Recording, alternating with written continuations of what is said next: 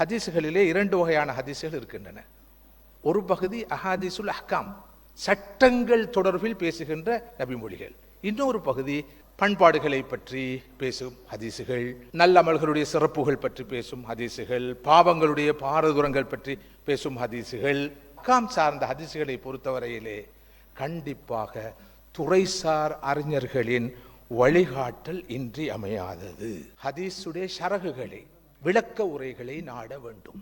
ஆரம்பகால இமாம்களுடைய விளக்கங்களை பார்க்க வேண்டும். சமகால அறிஞர்களை அணுகி, துறை சார்ந்த அறிஞர்களை அணுகி அவர்களுடைய வழிகாட்டல்களை பெற வேண்டும். ஒரு ஹதீஸுக்கு பல ரிவாயத்துகள் இருக்கும், அறிவிப்புகள் இருக்கும். இரண்டாவது, ஒரு சப்ஜெக்ட், ஒரு விஷயம் தொடர்பாக பல ஹதீஸுகள் இருக்கும்.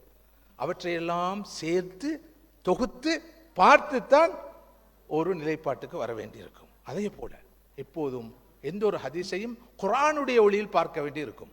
குர்ஆன் தியரி, கோட்பாடு என்றால், சுன்னா ஹதீஸ் பிராக்டிக்கல், செய்முறை.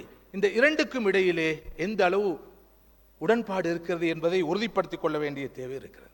ஸல்லல்லாஹு அலைஹி வஸல்லம் அவர்கள் இந்த ஹதீஸை யாருக்கு, எந்த சந்தர்ப்பத்தில், எந்த ஒரு நோக்கத்தோடு சொன்னார்கள்? இது தற்காலிகமாக சொல்லப்பட்டதா, நிலையாக சொல்லப்பட்டதா, ஒருவருக்காக சொல்லப்பட்டதா, அல்லது முழு சமுதாயத்துக்குமாக சொல்லப்பட்டதா? ரெண்டு ஹதீசுகள் முரண்பட்டால் நேரடியாக முட்டும் போதும் அந்த முரண்பாட்டை களைவதற்கு 50 வகையான வழிகள் இருக்கின்றன. அவற்றை ஒரு துறையாக இருந்தாலும் துறைசார் அறிஞர்கள் அதற்கு இருக்கிறார்கள்.